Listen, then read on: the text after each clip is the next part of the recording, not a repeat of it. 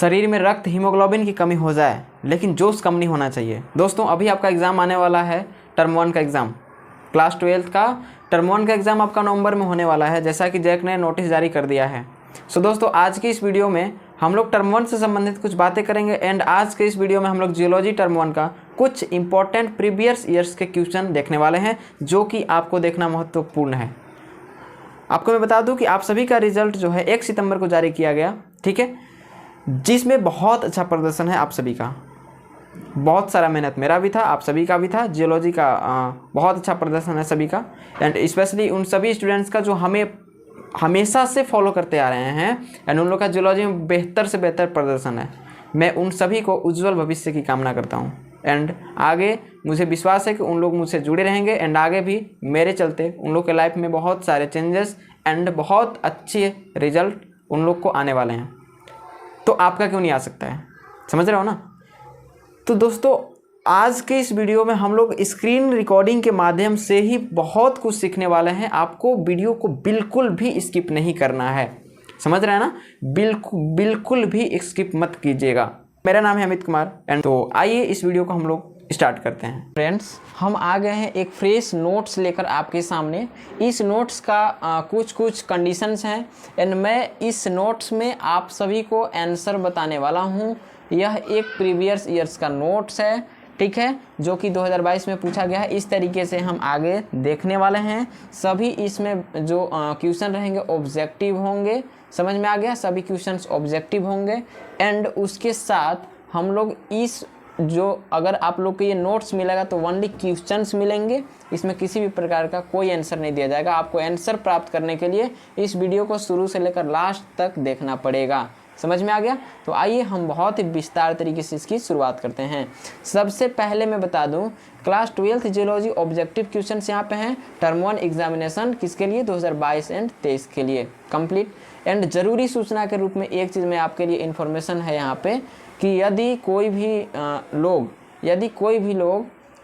इस वीडियो के नोट्स को कॉपी करके गलत इस्तेमाल करते हैं, अर्थात इसका मतलब ये भी है कि सेम टू सेम यहाँ से प्रश्न को स्क्रीनशॉट ना लेकर के भी आप इसे टाइप करके भी अगर किसी भी प्रकार का कोई गलत वीडियोस बना रहे हैं या उसमें वीडियो बनाकर कोई गलत नॉलेज या कुछ भी दे रहे हैं तो ऑनर द्वारा स्ट्राइक दिया जा सकता है। सो बी अटेंशन, ठीक है, ऐसी गलती ना करें। धन्यवाद। चलिए हम लोग आते हैं अपने क्वेश्चन पे।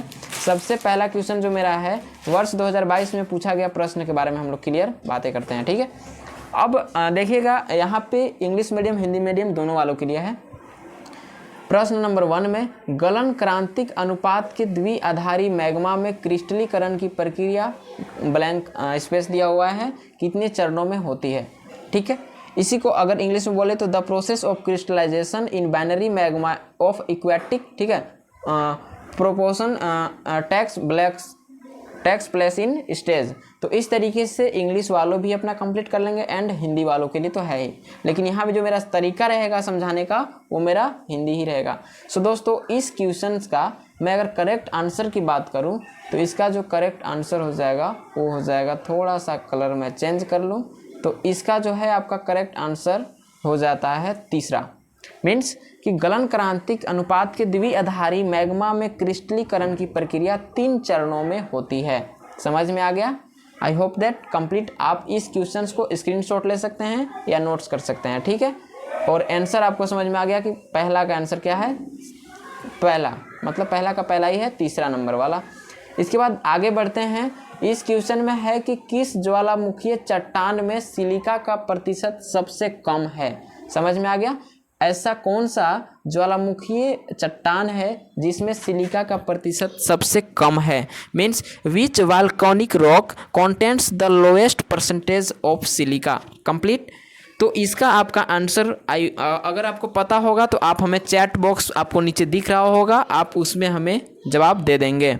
ये आपका पेट्रोलॉजी क्वेश्चन है। अब आप देख सकते हैं कि अभी पहला क्वेश्चन भी पेट्रोलॉजी का था, ये भी पेट्रोलॉजी का है। मैंने बताया था कि पेट्रोलॉजी से टोटल 50% क्वेश्चन पूछा जाएगा, ठीक है। तो देख सकते हैं ये बेसाल्ट क्या है, बेसाल्ट, इसका आंसर क्या हो जाएगा, बेसाल्ट। बेसाल्ट जो है, बेसाल्ट में सिलिका का सबसे कम प्रतिशत होता है। आपको मैं बता दूं कि जो 2022 का एग्जाम हुआ है सेम हुआ था टर्म 1 2 करके। तो टर्म 1 में 35 क्वेश्चन पूछा गया था, जिसको मैंने सबसे पहले यहाँ पे पिकअप किया है, ठीक है। बढ़ते हैं आगे। नंबर 3 क्वेश्चन यहाँ पे बोल रहा है कि किस ज्वालामुखीय चट्टान में सिलिका का प्रतिशत उच्चतम होता है। समझ में आ गया। अब देखिए यहाँ पे ना आपको एक कन्फ्यूज़न हो रहा होगा, सेम क्वेश्चन यहाँ भी है कि किस ज्वालामुखीय चट्टान में सिलिका का प्रतिशत सबसे कम होता है। तो कम तो आपका हो गया बेसाल्ट में, लेकिन अब बोला है कि सिलिका का प्रतिशत सबसे उच्चतम होता है, इसमें उच्चतम होता है। तो वो कौन सा चट्टान है, तो उसको बोलते हैं रायोलाइट। क्या बोलते हैं, rhyolite. Option number 4 is the right answer, ठीक है। उसके साथ ही दोस्तों बात करें चौथे नंबर क्वेश्चन की, तो आप देख रहे हैं चौथे नंबर क्वेश्चन में कि लोपोलीथ आकार प्रदर्शित करता है, ठीक है। तो लोपोलीथ का जो आकार होता है वो हो जाता है आपका चौथे नंबर क्वेश्चन का नंबर 1, मतलब समतल उत्तल। इसी को शॉर्ट में हम लोग समतलोत्तल भी बोल सकते हैं, ठीक है। समतलोत्तल ऐसे, ठीक है। समतल उत्तल दोनों इसमें होता है। उसके साथ ही क्वेश्चन नंबर 5 की अगर बात करें कि कौन एक विसंगत आग्नेय काय है। काय मीन्स होता है body. Which one is a discordant igneous body. कौन सा एक विसंगत आग्नेय काय है। तो इसका आंसर आपका हो जाएगा डाइक। क्या हो जाएगा, डाइक। कंप्लीट।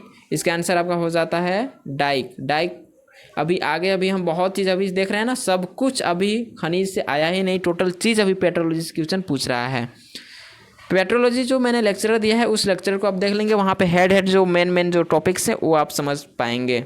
उसके साथ ही क्वेश्चन नंबर 6 है हमारे पास, कौन सा एक समवर्ती आग्नेय काय नहीं है। अभी यहाँ पे सेम पूछा था क्वेश्चन कि कौन सा एक विसंगत आग्नेय काय ही था, लेकिन यहाँ पे विसंगत था, जिसका आंसर डाइक था, ठीक है। एंड छठे नंबर में यहाँ पे हमें पूछा है कि कौन एक समवर्ती आग्नेय काय नहीं है। तो समवर्ती नहीं है तो कैसा होगा, विसंगत है। कैसा होगा, विसंगत है। तो विसंगत के रूप में अभी जस्ट हम लोगों ने देखा था डाइक को। तो आंसर क्या हो जाएगा, डाइक। उसके साथ ही दोस्तों क्वेश्चन नंबर आगे हम लोग बढ़ते हैं 7 नंबर क्वेश्चन में, एक ज्वालामुखी के शीर्ष पर शंक्वाकार ओपनिंग क्या कहलाता है, ठीक है। मतलब conical opening at the top of A volcano is क्या होता है। तो उसको हम लोग बोल सकते हैं नहीं, क्लियर है, क्रेटर बोलते हैं। क्या बोलते हैं, क्रेटर, गर्त। इसका मीन्स क्या होता है, गर्त, गड्ढा, जहाँ पे गड्ढा, ठीक है। अगर आपके पास पिछले ईयर का होगा तो आप मिला भी सकते हैं उससे। समझ में आ गया। इस तरीके से दोस्तों क्वेश्चन नंबर 8 हमारे पास है। क्वेश्चन नंबर 8वां है कि भूकंप तंत्र किन्होंने प्रस्तावित किया था। किसने प्रस्तावित किया था। तो इसका हो जाएगा दोस्तों रिक्टर, ठीक है, रिक्टर। समझ में आ गया। ऑप्शन नंबर 2 आप इसे अच्छे तरीके से नोट्स कर लेंगे, ठीक है। आपका टर्म 1 एग्ज़ाम के लिए बहुत ही मोस्ट इम्पोर्टेंट है। ऐसे ही नोट्स इंग्लिश हिंदी बनाने में वीडियोज़ में लेट हो रहे हैं, सो आप बिल्कुल टेंशन नहीं लेंगे, आपके लेक्चरर वीडियो भी आते रहेंगे। समझ में आ गया। इसके बाद दोस्तों क्वेश्चन नंबर 9 है, बेसाल्टिक लावा अधिक दूरी तक प्रभावित हो सकता है, इसका क्या कारण हो सकता है, ठीक है। तो अगर बेसाल्टिक लावा कोई भी लावा हो तो उसका अगर टेम्परेचर में वृद्धि हो रहा है, तो वह क्या करेगा, अधिक दूरी तक प्रभावित हो सकता है। समझ में आ गया। तो इसका जो करेक्ट आंसर हो जाएगा वो हो जाएगा हाई टेम्परेचर, मीन्स उच्च तापमान। उसके साथ ही 10वां नंबर क्वेश्चन है कि हल्के रंग के चट्टान को क्या कहते हैं। हल्के रंग के चट्टान को हम क्या बोल सकते हैं। तो इसे बोलेंगे मेलानोक्रेटिक। क्या बोलेंगे दोस्तों, मेलानोक्रेटिक। देखिए बहुत सारे स्टूडेंट्स इन सभी चीज़ों को कंप्लीट कर लेते हैं, लेकिन आप छोटे वीडियोज़ के चक्कर में सोचते हैं कि वीडियो में क्या पढ़ाया जाएगा, ठीक है। तो जो इस वीडियो को फॉलो करते हैं उनका रिजल्ट बहुत ही बेहतर भी हुआ है, ठीक है। आप वीडियो कम्युनिटी में चेक कर सकते हैं, ठीक है। उसके साथ ही क्वेश्चन नंबर हमारा 11 है, रायोलाइट का प्लूटोनिक समतुल्य क्या हो सकता है, ठीक है। मतलब plutonic equivalent of rhyolite is क्या हो सकता है, ठीक है। तो इसका क्लियर आंसर है 110% ग्रेनाइट। समझ में आ गया। This is the right answer. आपको मैं इसीलिए बोलता हूँ क्लास किया कीजिए, आप सभी लोग क्लास कीजिएगा तो सभी आंसर आपको मिल जाएंगे। क्लास 12 क्वेश्चन नंबर 12 इसमें है कि निम्न में कौन सिलिका संतृप्त खनिज है। अब देखिए खनिज में हम लोग आ रहे हैं, कौन सिलिका संतृप्त खनिज है, समझ में आ गया। क्वेश्चन नंबर 12 तो इसका जो आंसर हो जाएगा टर्मोलाइन होता है। क्या होता है, लिखने में थोड़ा सा दिक्कत हुआ है, टर्मोलाइन होता है, समझ में आ गया, कंप्लीट। तो इस तरीके की चीज़ें हैं। क्वेश्चन नंबर 13 की अगर बात करें थोड़ा सा हमें जूम करना पड़ सकता है। इसमें है कि अस्थिरीकरण के साथ एक तलछटी चट्टान क्या है। अस्थिरीकरण मतलब आप समझ रहे हैं ना, लेयर वाला, लेयर मीन्स क्या होता है, लेयर बना बनाकर एक तलछटी चट्टान क्या है, मतलब लेयर भी होना चाहिए प्लस तलछट्टी भी होना चाहिए। तो क्वेश्चन नंबर 13 का ऑप्शन आप देख सकते हैं, एक प्रकार की सेल है कि चूना पत्थर है कि बलुआ पत्थर है। तो आप समझ रहे हैं कि छोटे छोटे जो बालू के इस प्रकार से जो कण होते हैं यह एक लेयर में और तलछट्टी चट्टान होते हैं। तलछट्टी मीन्स आप समझ पा रहे हैं ना, तलछट्टी मीन्स तल में रहते हैं, तल में, तलछट्टी मीन्स तल में छटा छटा कर लास्ट में वो रहते हैं, ठीक है। तो उस पत्थर को हम लोग क्या बोलेंगे, बलुआ पत्थर बोलते हैं, कंप्लीट। उसके बाद क्वेश्चन नंबर यहाँ पे 14 है। 14 को आप देख रहे हैं कि एक औषधि परत जिसकी मोटाई 1 सेंटीमीटर से अधिक हो जाता है उसे हम लोग क्या कहते हैं। तो दोस्तों उसको हम लोग स्ट्रेटम कहते हैं। क्या कहते हैं, स्ट्रेटम, समझ में आ गया। उसके बाद आप याद रखिएगा, किसी औषधि परत, ऐसा एक औषधि परत या औषधि चट्टान का कोई भी परत जिसकी मोटाई जो है 1 सेंटीमीटर से अधिक हो जाती है उसे हम लोग स्ट्रेटम कहते हैं। क्या कहते हैं, स्ट्रेटम। दोस्तों आगे बढ़ते हैं 15 नंबर क्वेश्चन की ओर, जिसमें लिखा हुआ है कि धारा संस्तरण में क्या देखा जाता है। समझ में आ गया। Current bedding are observed in, किस चीज़ में, धारा संस्तरण हम लोग किस में देखते हैं, तो आपको उसमें दिखा जाता है बलुआ पत्थर में धारा संस्तरण साफ दिखाई देता है।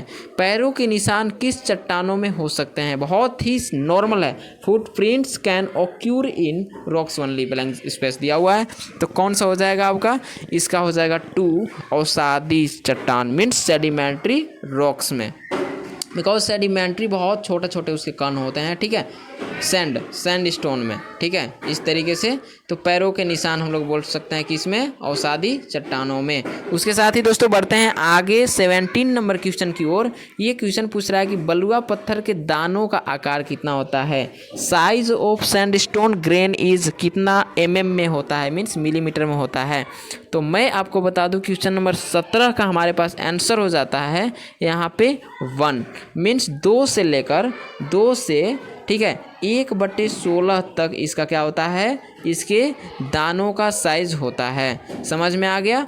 इस तरीके की चीज़ें हैं, कंप्लीट। इसके बाद हम लोग देखते हैं अपने 18 नंबर क्वेश्चन को, जो कि 18 नंबर क्वेश्चन बोल रहा है हमारे पास कि संगुटी कास्म में पाए जाने वाले दानों का आकार। अब संगुटी वाला आ गया, कास्म, ठीक है ना। तो संगुटी वाले में क्या होता है यहाँ पे कि गोलाकार होता है, मीन्स राउंडेड होता है, कि एंगुलर होता है, कि सब एंगुलर होता है, कि सब राउंडेड होता है। अगर आपको पता हो तो आप हमें कमेंट सेक्शन में कमेंट डाउन कर सकते हैं। तो इस क्वेश्चन का करेक्ट आंसर हो जाएगा उप गोलाकार मीन्स सब राउंडेड। क्या हो जाएगा, सब राउंडेड। उसके बाद दोस्तों बढ़ते हैं आगे 19 नंबर क्वेश्चन की ओर। ये क्वेश्चन पूछ रहा है कि अवशिष्ट निक्षेप क्या है, और अवशिष्ट निक्षेप क्या है, मीन्स रेसिडुअल डिपॉजिट्स आर, ठीक है।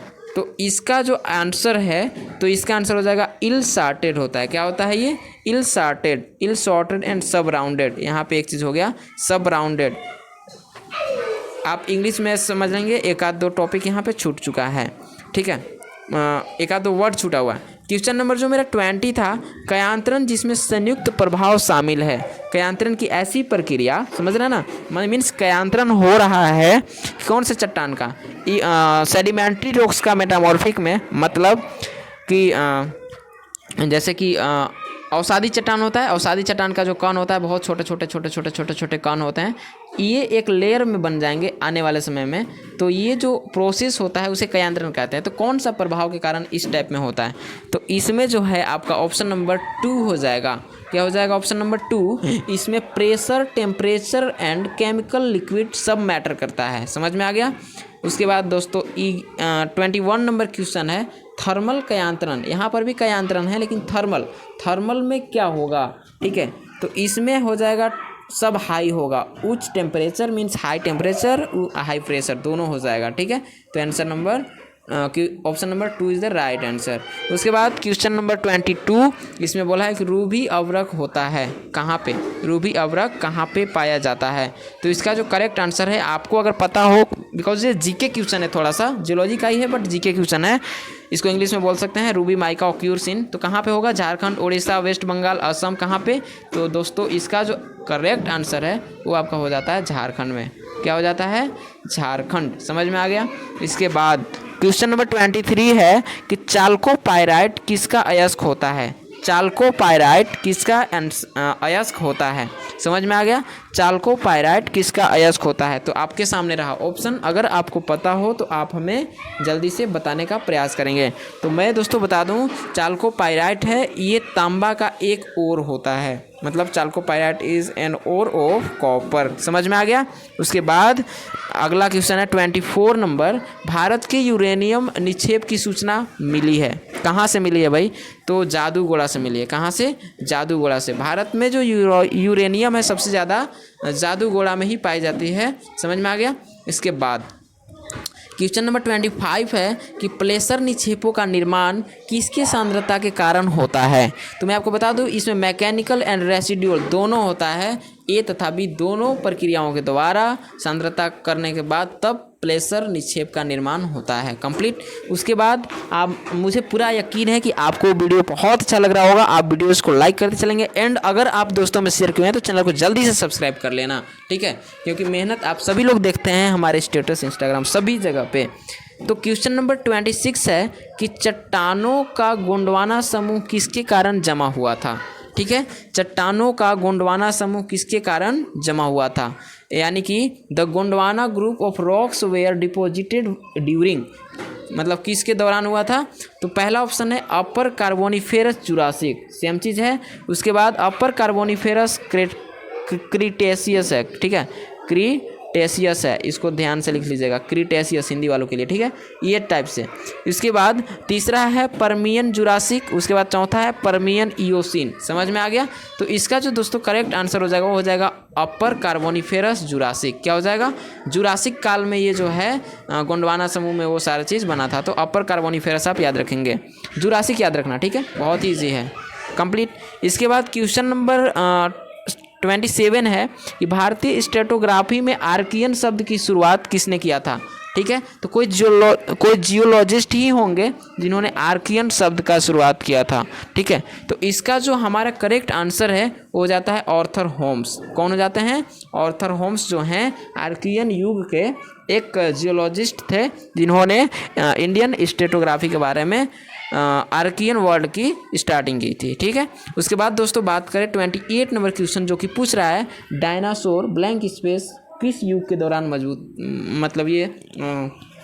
मौजूद थे, मतलब जब डायनासोर थे तो उस समय कौन सा युग था। तो मैं आपको बता दूं कि उस समय मेसोजोइक था। इनमें से सभी भूल कर भी आप मत मरना, ठीक है। कितने लोग समझते हैं कि 3 लोग होगा, तीनों में ही होगा, तो इनमें से सभी भूल कर भी मत मानना, मेसोजोइक होगा। ठीक है, एंड दोस्तों बात करें क्वेश्चन नंबर 29 की, तो विंध्य प्रणाली के आर्थिक रूप से महत्व होने का कारण क्या है। ठीक है, तो वहाँ पे हो जाएगा डायमंड भी है, चूना पत्थर भी है, बलुआ पत्थर भी है, और यानी कि इसका जो करेक्ट आंसर हो जाएगा वो क्या हो जाएगा आपका क्वेश्चन नंबर ऑप्शन नंबर 4 हो जाएगा। मीन्स वहाँ पे सभी है। ठीक है, इसी के कारण वो जो है फेमस है। कंप्लीट। चलिए आगे बढ़ते हैं क्वेश्चन नंबर 30 की ओर। ये बोल रहा है कि गोंडवाना प्रणाली के आर्थिक रूप से महत्वपूर्ण होने का क्या संबंध है। एक ही क्वेश्चन हो गया क्या। अच्छा, ये विंध्य प्रणाली वाला था एंड यहाँ पे ये पूछ दिया है। ठीक है, तो जो क्वेश्चन नंबर 30 है, तो गोंडवाना में अगर सबसे ज़्यादा बात करें तो उसमें चूना पत्थर है। समझ में आ गया। लेकिन वही चीज़ यहाँ पे विंध्य प्रणाली में बात करें तो यहाँ पे सभी मिलेगा आपको। कंप्लीट। 31 नंबर क्वेश्चन पूछ रहा है पैलियोंटोलॉजी। ठीक है, पैलियोंटोलॉजी क्या लिखा हुआ है, पैलियोंटोलॉजी इसको किस चीज़ का स्टडी करेंगे। पैलियोंटोलॉजी इज द स्टडी ऑफ, क्या हो जाएगा, तो फॉसिल्स हो जाएगा। क्या हो जाएगा, फॉसिल्स हो जाएगा, मीन्स जीवाश्म। कंप्लीट। जीवाश्म के स्टडी को हम लोग पैलियोंटोलॉजी कहते हैं। समझ में आ गया। उसके बाद क्वेश्चन नंबर 32 है आपके पास, जीवों के अवशेष बेहतर रूप से संरक्षित है कहाँ पे। The remains of organism are better preserved, कहाँ पे है, समुद्री तलछटी निक्षेपों में, जमीन पर, विवर्तनिकी क्षेत्रों में, मैग्मा कक्ष में। तो कहाँ पे, मैं बता दूं आपको कि समुद्री तलछटी निक्षेपों में in the marine sedimentary deposits में वो जो हैं सुरक्षित संरक्षित हैं। इसके बाद दोस्तों बात करें 33 क्वेश्चन की, मीन्स क्वेश्चन नंबर ऑफ 33, जीवाश्मों का उपयोग किस प्रकार किया जा सकता है। Fossils can be used as, मतलब जीवाश्म का उपयोग हम लोग किस तरीकों में कर सकते हैं, किन काम में कर सकते हैं। तो स्टेटोग्राफिक संकेतिक में यस कर सकते हैं, जलवायु संकेतक में यस इसको भी कर सकते हैं, आर्थिक उपकरण में यस कर सकते हैं। तो इसका मतलब आंसर आ जाता है इनमें सभी। अब आपके मन में एक क्वेश्चन आ रहा होगा कि सर जीवों के अवशेष को जीवाश्म कहते हैं, तो जीवाश्म का उपयोग हम इन सभी में क्यों करें। तो बात है कि हम जितने भी मिनरल्स देखते हैं वो मिनरल्स जो होते हैं ना मैक्सिमम आपके जीवाश्म से ही बने होते हैं। तो ये जो होते हैं सभी मिनरल्स के ही तो उपयोग में आते हैं, इसलिए मिनरल्स मीन्स खनिज होते हैं। ठीक है, क्वेश्चन नंबर आपके पास 34 है, बॉक्साइट अयस्क है। Bauxite is an ore of, किस चीज़ का है, लोहा का अयस्क है, कॉपर का है, एल्युमिनियम का है, कोयला का है, किस चीज़ का है। तो ऑल राइट, आपको पता होगा कि बॉक्साइट जो है एल्युमिनियम का एक महत्वपूर्ण अयस्क है। समझ में आ गया, जो कि झारखंड के इधर लाते हर तरफ पलामू तरफ बहुत ज़्यादा पाई जाती है। समझ में आ गया। अगला है क्वेश्चन नंबर लास्ट 35 कि एक अयस्क की धातु सामग्री को किस रूप में जाना जाता है। ठीक है, तो इसी क्वेश्चन को इंग्लिश में अगर देखें तो the metal contents of an ore is known as, तो किस चीज़ में, गैंग के रूप में हम लोग जानते हैं। किस चीज़ में जानते हैं, गैंग के रूप में। कि अयस्क की धातु सामग्री को किस रूप में जानेंगे हम लोग, अयस्क की धातु सामग्री को किस चीज़ के बारे में जानेंगे हम लोग उसे एक मिनट ये गलत हो रहा है थोड़ा सा। एक अयस्क की अगर धातु सामग्री है तो उसे हम लोग किस रूप में जानेंगे, अधात्री मीन्स गैंग होता है, गैंग के रूप में जानेंगे, या एलिमेंट्स के रूप में जानेंगे, या मिनरल्स के रूप में जानेंगे, या स्रोत के रूप में जानेंगे। तो आप हमें बता सकते हैं इसका आंसर।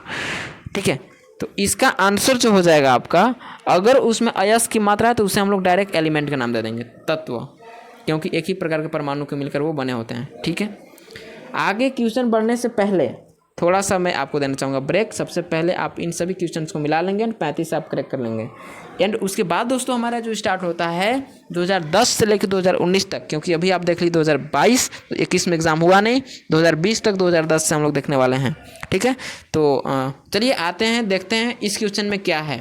पहले कि मैं बता दूँ, इसमें टोटल 2022 के समय में टोटल आपका 35 क्वेश्चन टर्म 1 में पूछा था।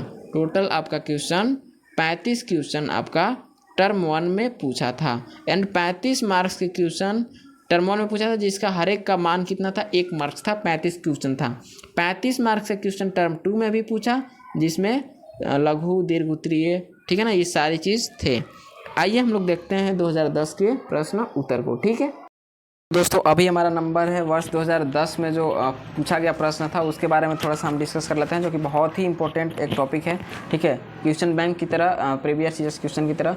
सेल विज्ञान किसका अध्ययन है, ठीक है ना। Petrology is the study of, आपको पता है, रॉक्स के अध्ययन को, मतलब चट्टानों के अध्ययन को। तो इसमें क्या आप फिलअप कर दोगे, चट्टान, क्या फिलअप करोगे, चट्टान। ठीक है, कंप्लीट। नंबर 2, चाल्कोपाइराइट एक अयस्क है, किस चीज़ का, तो ये कॉपर का होता है। किस चीज़ का, कॉपर इंग्लिश में, एंड हिंदी में इसे तांबा कहा जाता है। क्या बोलेंगे, तांबा। कंप्लीट। आगे बढ़ते हैं दोस्तों।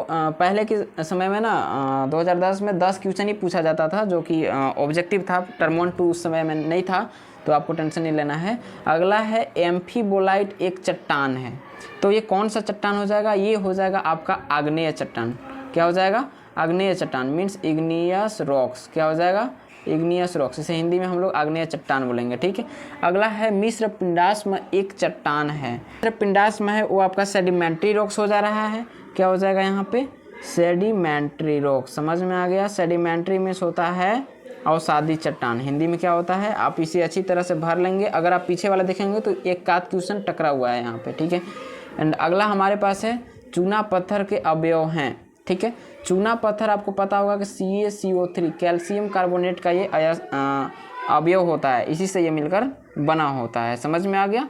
इसके बाद दोस्तों बात करें तो जो सील है, सील SILL, सील का स्ट्रक्चर किस रूप में होता है, तो ये होते हैं दोस्तों इग्नियस रॉक्स के बारे में, बिकॉज बहुत ही कठोर होते हैं। सील में सीला, समझ रहे हैं ना, इसको हम लोग बोलते हैं आग्नेय। क्या बोलते हैं, आग्नेय। उस जगह पे फिल इन द ब्लैंक्स में आप उसे भर दोगे। पादप जीवाश्म कहाँ पे पाए जाएंगे, तो पाए जाएंगे क्वेश्चन अगर समझे तो। क्वेश्चन का पूछने का तरीका बहुत तरीके से हो सकता है, लेकिन आप इसमें भर दोगे जीवाश्मिकी। क्या भरोगे? जीवाश्मिकी आप यहाँ पे भर देना। इसको इंग्लिश में क्या कहते हैं? प्लांटियोलॉजी कहते हैं। क्या कहते हैं? प्लांटियोलॉजी कहते हैं। समझ में आ गया। इसके बाद दोस्तों 8वां नंबर क्वेश्चन है, संगमरमर पत्थर में पाया जाता है। तो क्या पाया जाता है संगमरमर पत्थर में? ठीक है, तो कौन से पत्थर में? ऐसे भी देखिए पूछने का तरीका इसका अलग हो सकता है कि marble is a composed of, हम लोग बोल सकते हैं कि मेटामॉर्फिक रॉक में है। कौन से रॉक में है? मेटामॉर्फिक मीन्स देखिए मेटामॉर्फिक रॉक्स में। ठीक है, मेटामॉर्फिक रॉक्स में मतलब कयांतरित चट्टान में हो सकता है, कयांतरित चट्टान में हो सकता है। ठीक है, उसके बाद दोस्तों बात करें 9 नंबर क्वेश्चन की कि नाइस एक नाम संरचना है जो कि किस चट्टान में, नाइस नाम की संरचना जो है किस चट्टानों में पाई जाती है? तो वो दोस्तों आपकी पाई जाती है सेडिमेंट्री में। किस में पाई जाती है?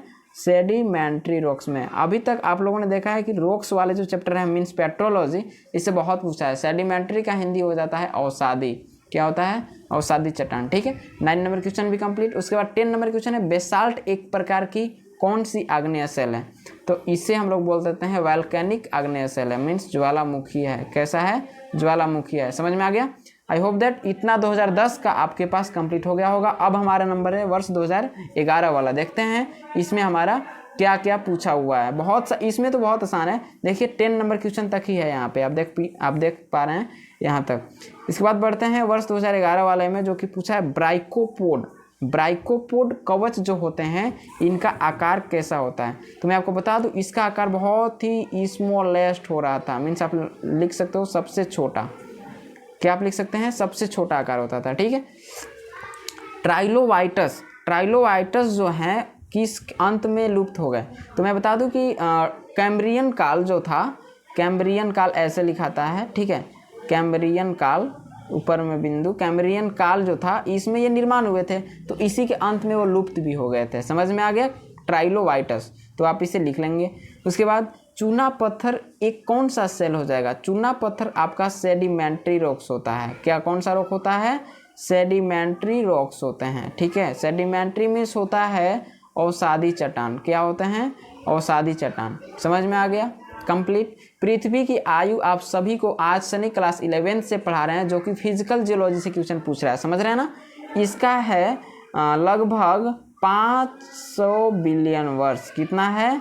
5000 बिलियन ईयर इसे बोला जाता है। 5000 बिलियन साल इसका पृथ्वी का उम्र अभी तक बताया गया है। तांबा का प्रमुख अयस्क पूछा है। The important ore of copper is called, हम लोग बोल सकते हैं तांबा ग्लैंड्स भी बोल सकते हैं। ठीक है, तांबा ग्लैंड्स भी हम लोग बोल सकते हैं, GLANCE। तांबा ग्लैंड्स एक हो सकता है, मतलब सबसे नंबर 1 पे आप ग्लैंड्स लिख सकते हैं। अगर आपको ये याद ना हो तो आप लिख सकते हैं मेलाकाइट। क्या लिख सकते हैं? मेलाकाइट। मेलाकाइट, मेलाकाइट भी तांबा का अयस्क है। ठीक है, हिमालय पर्वत श्रृंखला जो है भारत के उत्तरी प्रायद्वीप में है। कौन से प्रायद्वीप में है? उत्तरी। तो यहाँ पे आप लिख देंगे उत्तरी। समझ में आ गया? इसके बाद डाइक एक कौन सी संरचना है? समझ में आ गया? तो डाइक एक जो है ना, डाइक पहले होता क्या है उसे समझ लीजिए। लंबे समय तक दरार कोई चीज़ में बनी हुई है, लंबी दरार वाली संरचना है। लंबी दरार वाली संरचना को हम लोग डाइक कहते हैं। तो यहाँ पे हम लोग लिख सकते हैं कि डाइक एक संरचना है। तो डाइक एक लंबी दरारिक ऐसे लिख देना, लंबी दरारिक संरचना है। समझ में आ गया? इस तरीके से। बॉक्साइट की रासायनिक सूत्र क्या होता है? तो आप सभी को पता है कि बॉक्साइट का जो रासायनिक सूत्र होता है Al2O3 2H2O होता है। कंप्लीट। उसके बाद बढ़ते हैं आगे हम लोग। इसमें पूछा है गोंडवाना सुपर ग्रुप किस निर्माण के भंडार के लिए वो समूह है? तो इस क्वेश्चन का आंसर हम नहीं बता रहे हैं। इस क्वेश्चन को आपको जैसे भी करके बता देना, बिकॉज इंग्लिश मीडियम वाले कुछ लोग होते हैं जो बहुत बताने की कोशिश करते हैं कि यहाँ से चेक किए वहाँ से। तो आप लोग के 9वां और 10वां 2 क्वेश्चन आपके HW में रहेगा, आप हमें बता देना, एंड आने वाले फ्यूचर वीडियो में हम बता देंगे।